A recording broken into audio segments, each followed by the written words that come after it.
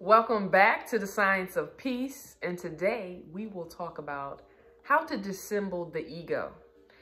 And before we even get that far, really, what is the ego? Is the ego good? Is the ego bad? Right? Right. Good question. And let's just talk about the ego. We hear about it so much. So, let's try to get like a good definition, and then let's break it down. And we have our mental health therapist, Lordine Jean-Francois, joining us. Hello. From Better Days Counseling, LLC.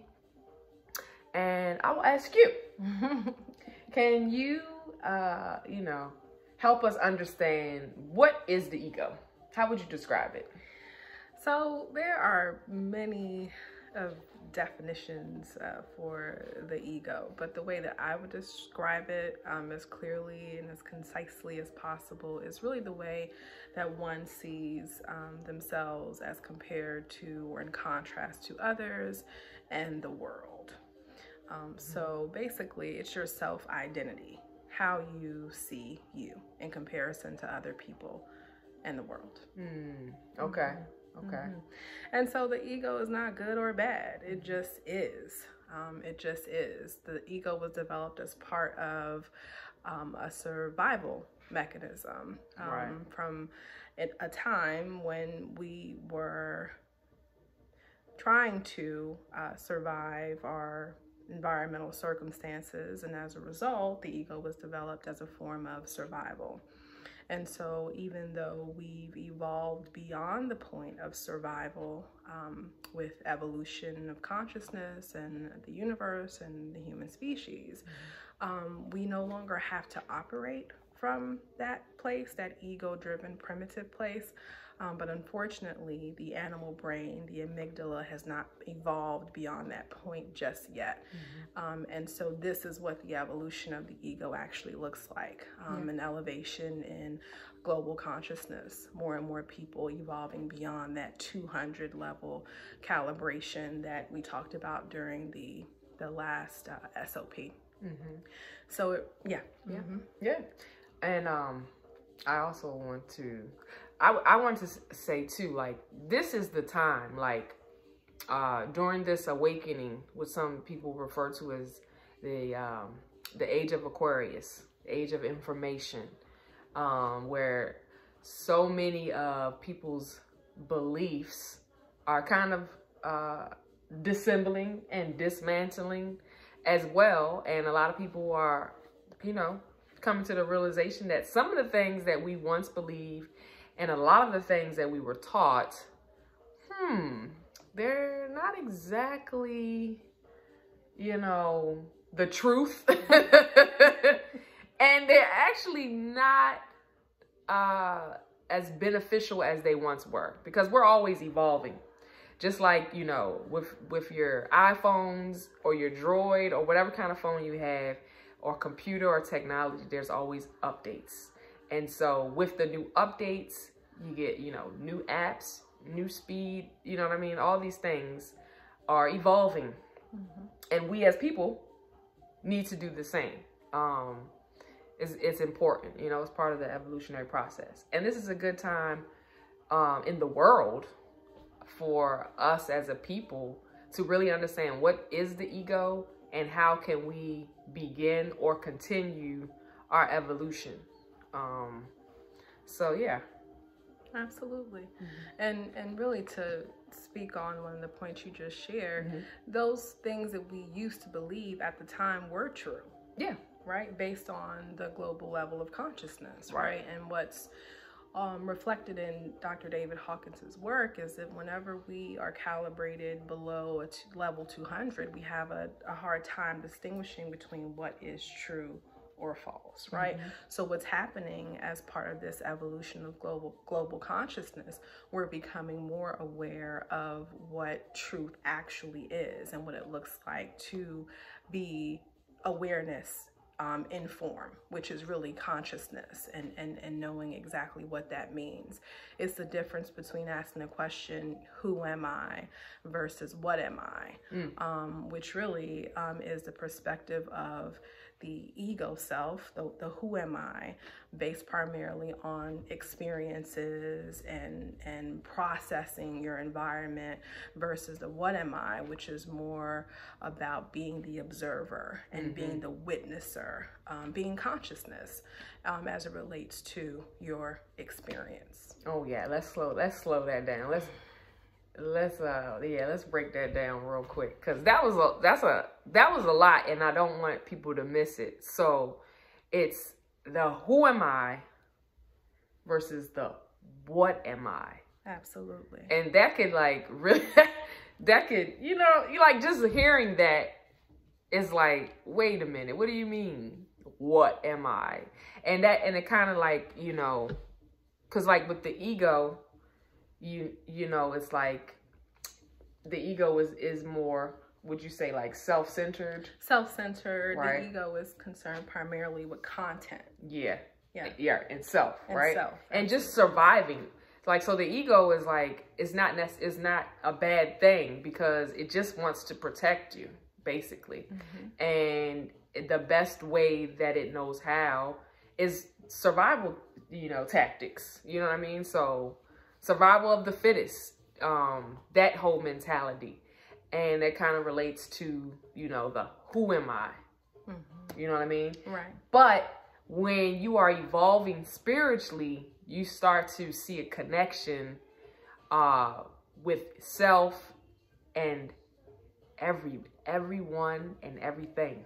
You know what I mean? So it's like, it's not just, oh, me and my family, or me and my friends, but we have a connection. But it's like, no, you have a connection with the trees, the sun, the stars, Absolutely. the moon, you know what I mean? Like water, rocks, you know what I'm saying? Like all of it is consciousness. Absolutely. All of it is alive. It's living. You know what I mean? Absolutely. And it vibrates at a certain frequency, and you are connected to it all. You know what I mean? Like people you don't even know, you have a connection to them, and we're all part of this global consciousness. And that is when you get to the stage of what am I? It's not just who am I, but what am I? What am I? You know what I mean? Like, am I? you're so much greater and bigger than just a human.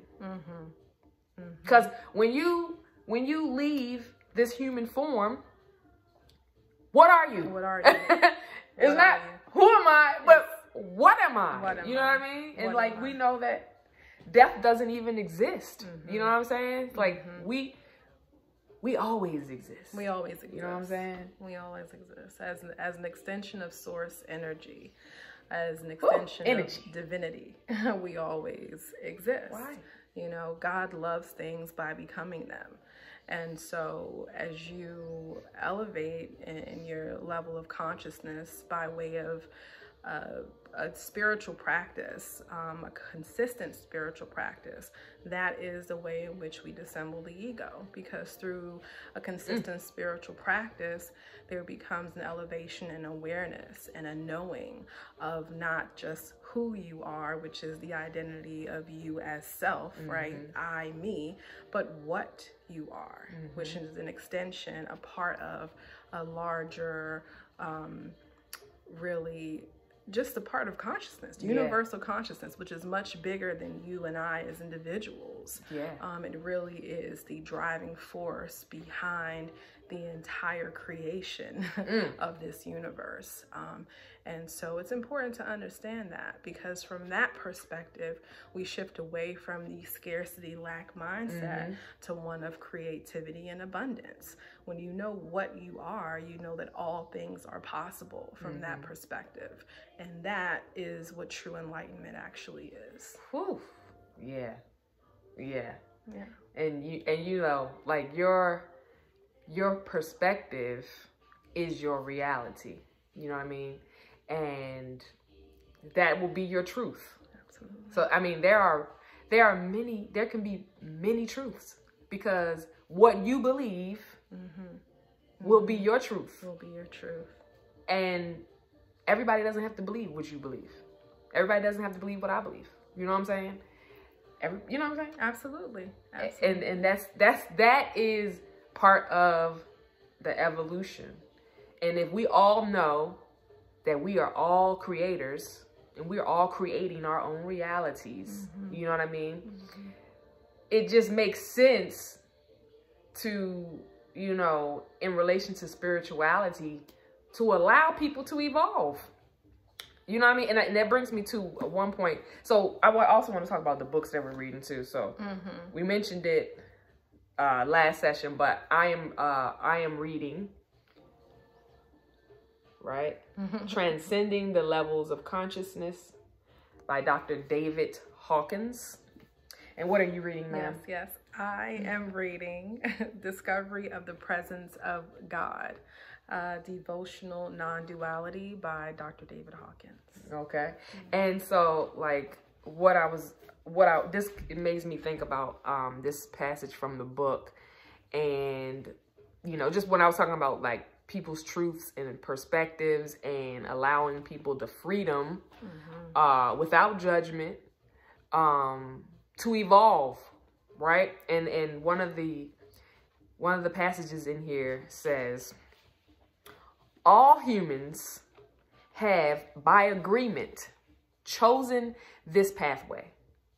In addition, consciousness research confirms that all persons are born under the most optimal conditions for spiritual evolution, no matter what the appearance seems to be. Right? Wow. And then, so, and just to break that down further, like, we have all, as humans, chosen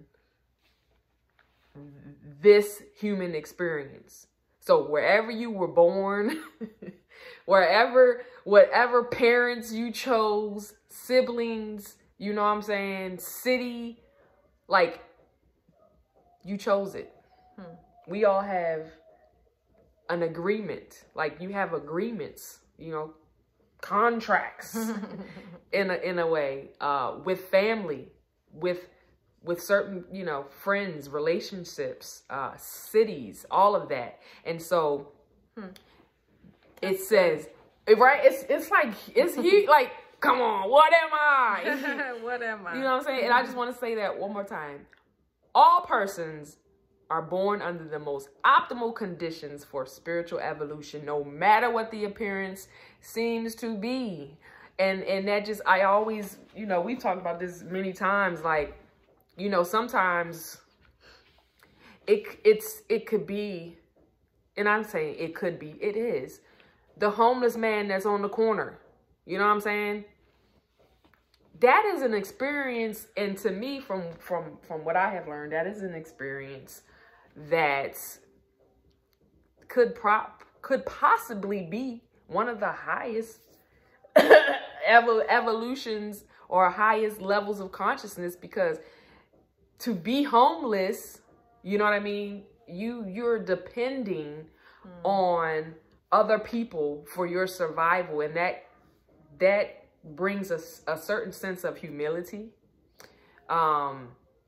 I mean, you know what I'm saying? Like, like, yeah, that could be one of the last stages before you leave Earth and you don't come back. That could be a final stage. Like, you know what I mean? Because of the amount of humility and, I mean, just the release of attachment. So when we think about, you know, the ego's primary motivation is to acquire things for a perceived sense of security.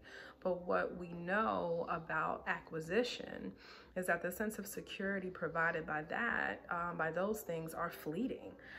We're very adaptable beings, and because of that, acquiring things does not sustain happiness. So one of the ways that we can see the evolution beyond the ego in practice is that of witnessing someone who does not have the need for those external things, knowing that true true happiness really is provided as a result of conscious, intentional work on elevating one's level of consciousness. That's the true source of happiness. So it's a difference between the do model and the be model. And not to have anything against, you know, achieving goals in life, because as human beings, we do need to feel a sense of accomplishment. But when life leans more towards that being the focus, the doing and having, there's a loss of touch with the true self, the larger self, the higher self, that is not concerned with those things, but is more so concerned with your spiritual evolution, and your progression through the levels of consciousness to enlightenment. And guess what? Both of those positions are right. You know what I'm saying? It's not like, oh, one is better than the other. They're both necessary.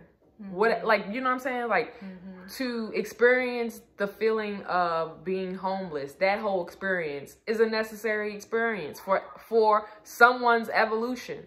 And also the acquiring of things, material things, or whatever it is, goals, you know what I'm saying, accolades, that is also a necessary experience for whoever needed that experience karmically, you know what I'm saying? Because it was part of their evolutionary growth. Even the experience of someone who is dealing with addiction, you know what I'm saying? Whether it's to drugs, alcohol, you know, sex, fame, greed, like all of these things.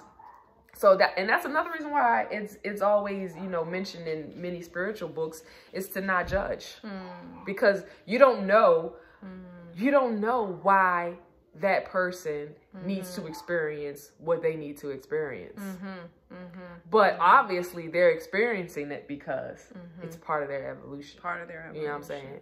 And also part of dissembling the ego. Sometimes, and we know this, people have to hit rock bottom before they surrender and decide to evolve to the next level. You know what I'm saying? That contrast is necessary for our growth. Absolutely. Because without that contrast, you might not have ever changed. Do you know what I'm saying? There was no need. If everything was always great and, you know what I'm saying, beautiful and just how you wanted it, then why and who would expand? Who would grow from that? You know what I mean? Yeah, and that's why we're here. We're all here to expand, to continue to contribute to the expansion and evolution of the universe. So when we go through things and we experience hardship, we can sometimes get stuck in this why me mindset, when really the question is this is for you? What is this for? Why is this for me? And if we were to ask that question instead of why me, then we could see those experiences as an opportunity to evolve beyond the ego self, the small self, and to really align with our higher self, which is always calling us forward. Just as the world itself is evolving, we are evolving, and we're being called forward to back to our higher selves, the part of us that decided to come here in the first place.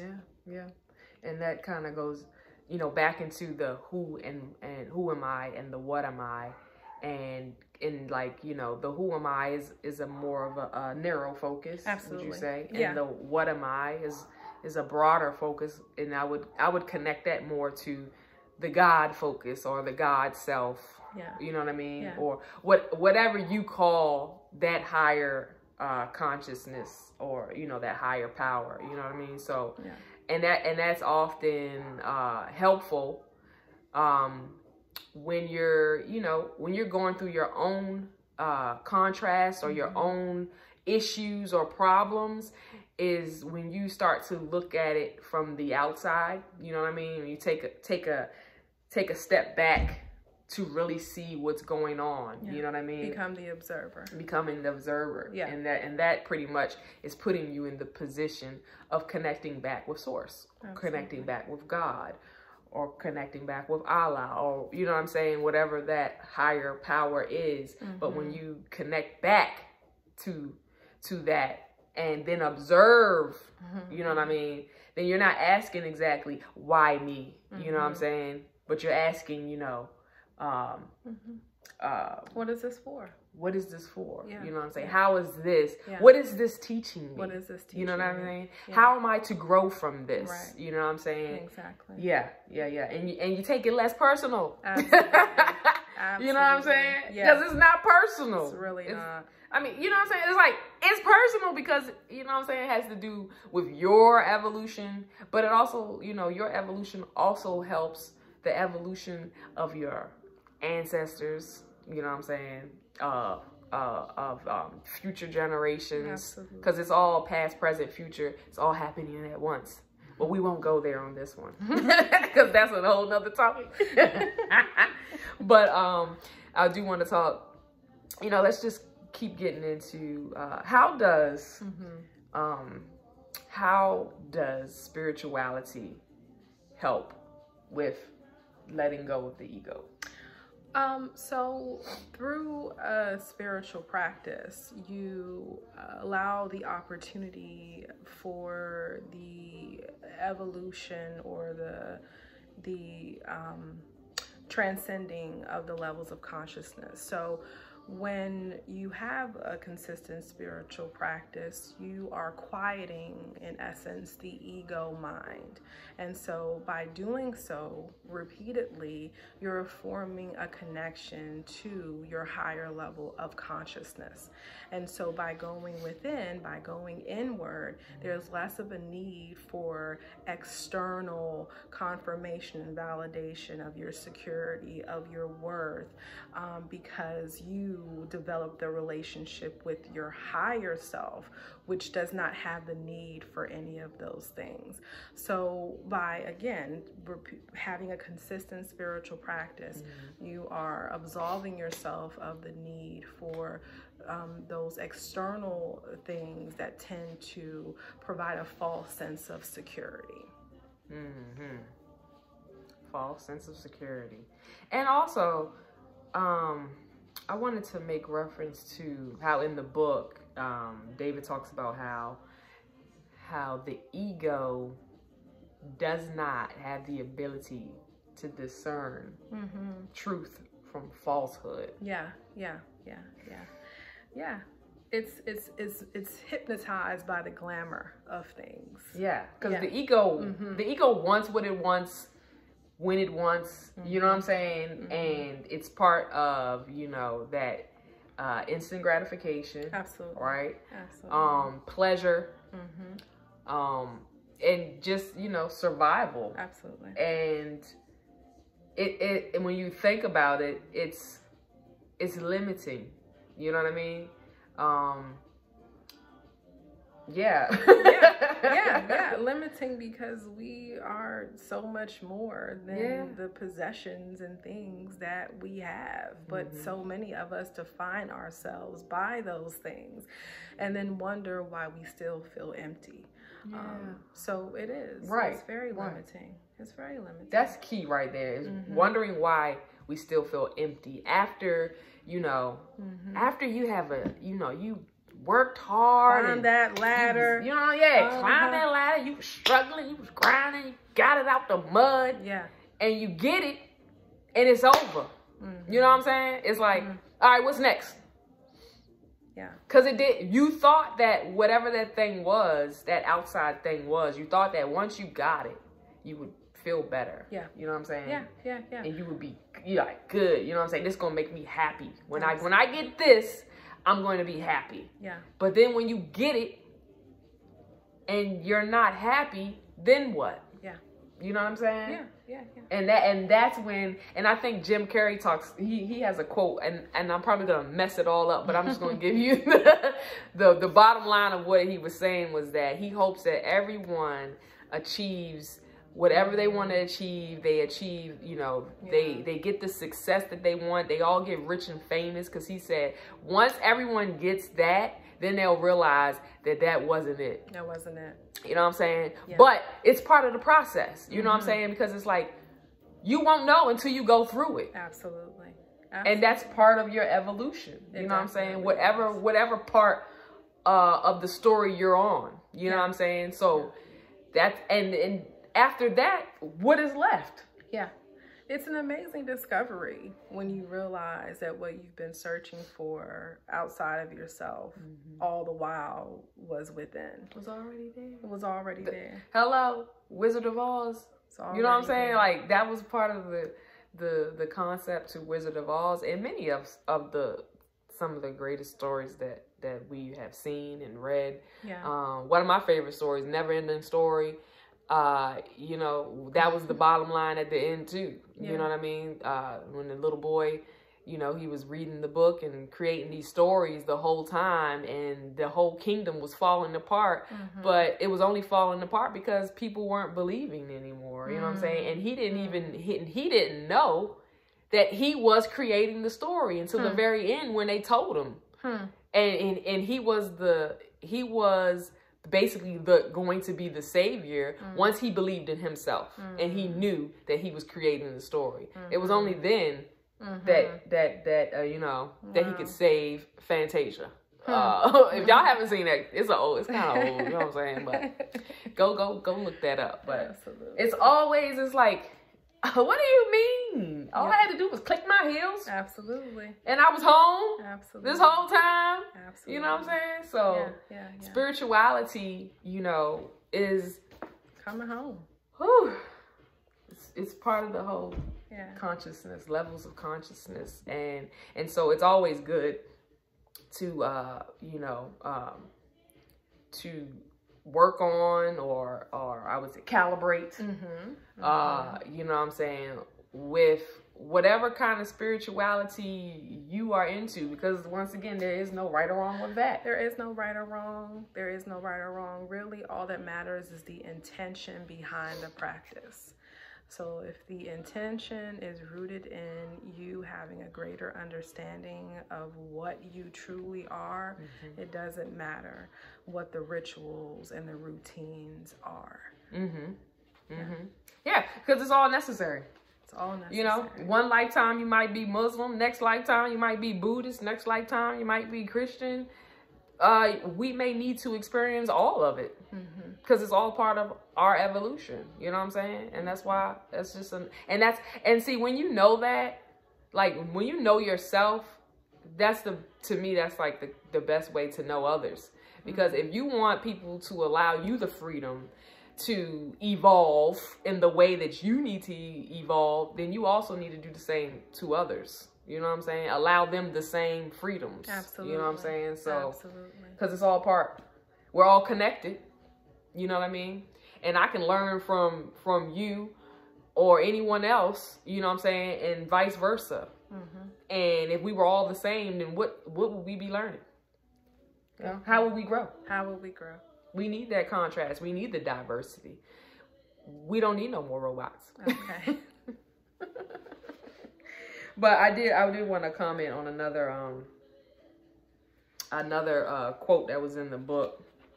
And it actually is just about similar to what I just said. And he says, it is wise to judge not, for what appears as misery or catastrophe may be the doorway to liberation for those who have negative karma to undo. Thus, seemingly catastrophic events may be the very essential and necessary elements for the evolution of the soul. Sometimes, and you know, we talk about this, what if the worst thing that ever happened to you turned out to be the best thing? Absolutely. And a lot of times that is exactly what happens. Exactly. You know what I'm saying? Depending upon your perspective. Very true. You know what I'm saying? Very true. Yeah. It makes me think of a question that I ask my clients. You know, of course, many people come into therapy after realizing that they need support working through a particular hardship or hardships in their lives, and so many people wonder why this is happening to them, why they have to deal with this particular life circumstance. And I would ask them, if this was part of the pathway to your enlightenment, would you choose it? Would you choose it?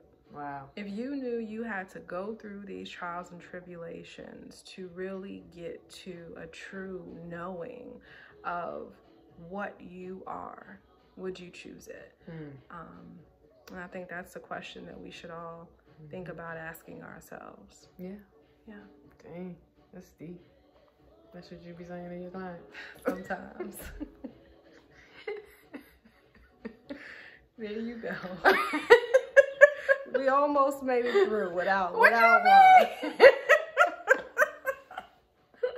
So you a therapist, huh? That's not gonna play on that. Hey, but we gonna conclude. You know what I'm saying? But you know, drop comments down below. Hey, tell us some experiences. If you found any value in this discussion, please, you know, leave a comment, like, subscribe, all of those good things. This is The Science of Peace. I am Shantae Williams L.